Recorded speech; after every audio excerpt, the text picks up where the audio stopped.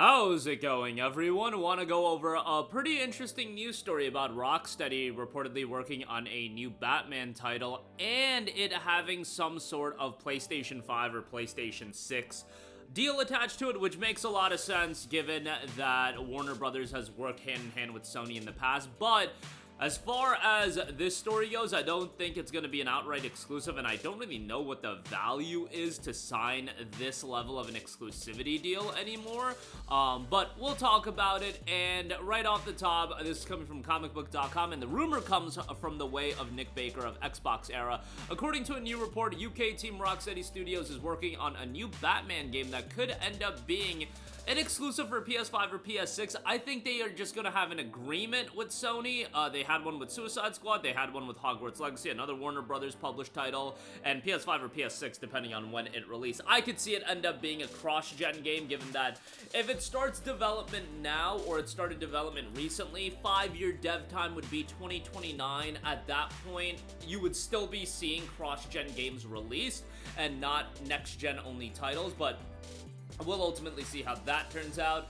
After Suicide Squad Killed the Justice League was a gigantic flop, it was reported that Rocksteady is going to be returning to work on Batman. And I get what a lot of you guys are going to think, that Rocksteady at this point is already washed. It's a new studio, but I'll explain in a little bit why I don't think that is the accurate mindset. Yes, they are washed to you, but from a marketing and promotion standpoint, I think you can easily flip this and get people excited for it. Not to you guys that already have this understanding that Rocksteady is cooked and they're washed, or whatever you want to call them.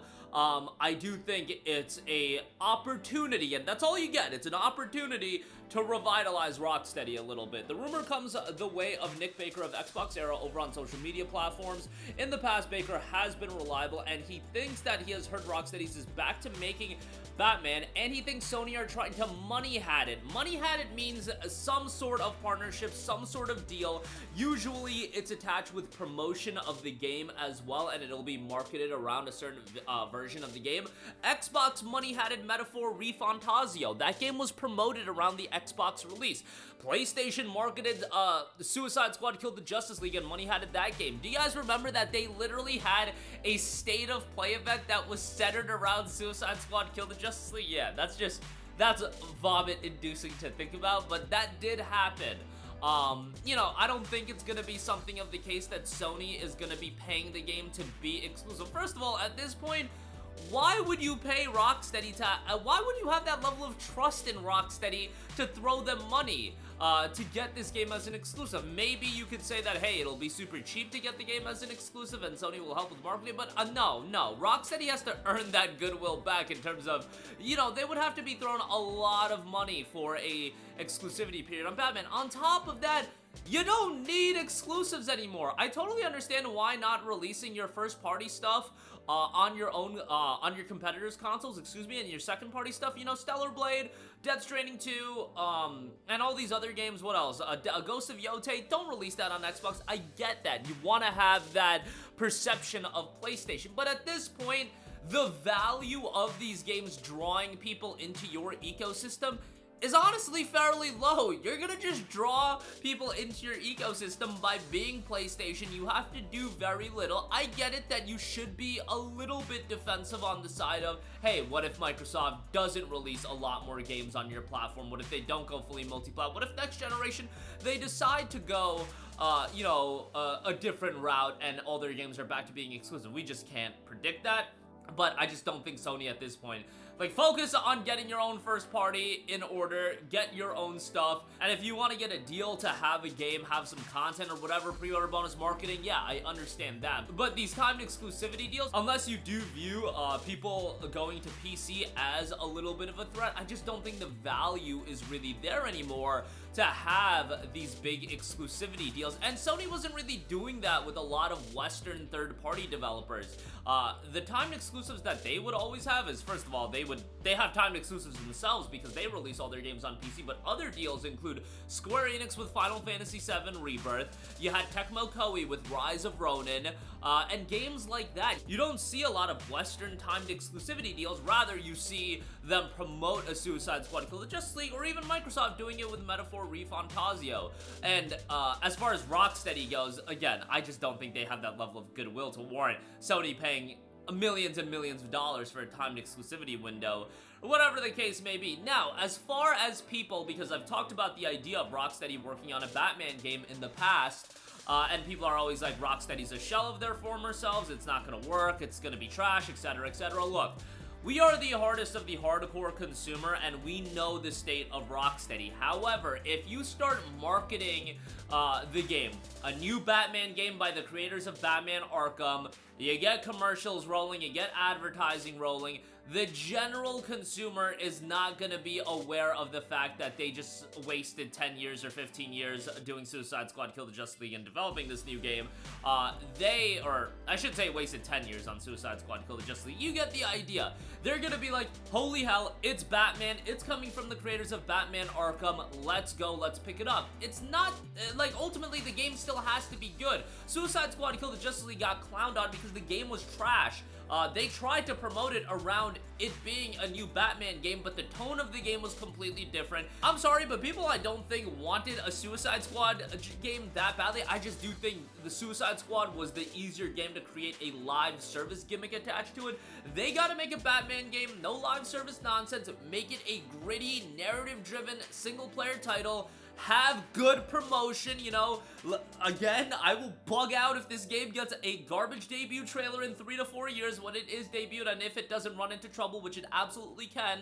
But I do think there's at least the chance of them having an opportunity. Now, ultimately, if Rocksteady is washed and the developers in Rocksteady are a shell, aren't what made Rocksteady Rocksteady, and they can't do a good game, that's an entirely different argument. But the idea of at least having the opportunity to have people interested, the first Batman game in, let's say it comes out in 2029, in 14, 15 years, that you can promote around being done by the Batman Arkham team, because that's how they promoted Suicide Squad as well. Warner Brothers will absolutely promote this game as being done by the creators of Batman Arkham, a new Batman experience. You put that tagline in, there will be a lot of people that will at least inherently be interested. Maybe not at the level of, you know, the peak Arkham games, but I don't know. Absence makes the heart grow fonder, and I think if you're telling people the first Batman single-player game in 15 years, people are going to be excited just on the hope. Now, if that game's cooked, then yeah, you're destroying Batman from a video game standpoint as well, but you have that opportunity. I do think they're going to be afforded that opportunity to drop something of quality, and we'll find out in 29, 2030 if this game does come out. You know, this game is obviously still very early on in development. 3 years from now, we could hear something about this game like we heard about the Wonder Woman game, and it could be cooked as well. Who knows? But I think if it does turn out well in the sense that this game actually makes some development progress, I think it could end up being a game that at least has interest. Maybe not from my audience of people just being like, oh my god, Rocksteady's washed. And yes, Rocksteady is washed. They haven't put out a quality game in a decade. At that point, you are washed. However, gaming is a very much a what have you done for me lately kind of industry, and if Batman comes out and Batman is received well, the perception will immediately change to, this is why live service is trash, Rocksteady is so back, just stick to single player Batman. I'm telling you guys that's what's gonna happen in terms of perception of Rocksteady. Will that happen? Will they drop a good Batman game? I don't know. I hope so, because who doesn't want a good Batman game? I would want a good Batman game. I would want a good Batman trilogy, as we're hearing about, potentially Batman Beyond trilogy of games, even though I might not make it to the end of that trilogy in this lifetime given game dev cycles, but you get the idea.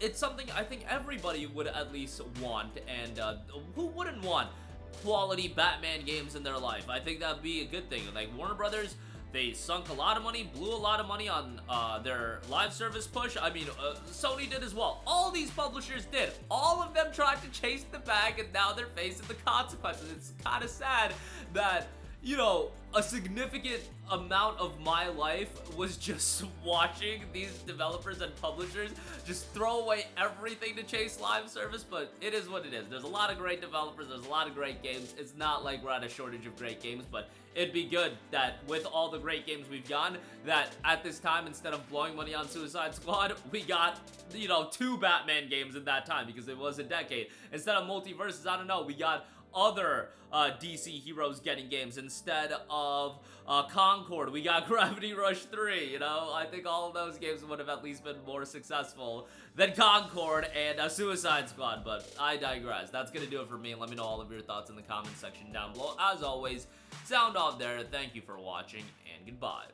Hey guys, we hope you enjoyed the video, and if you did, make sure to hit the subscribe button, and if you're already subscribed, do us a favor and hit the bell icon. This way you'll be notified whenever we post a new video. That's the best way to keep up with all of our uploads, and we usually try to upload 2 videos a day. And with the bell icon hit, you'll be notified whenever we do upload a video. As always, thanks for watching.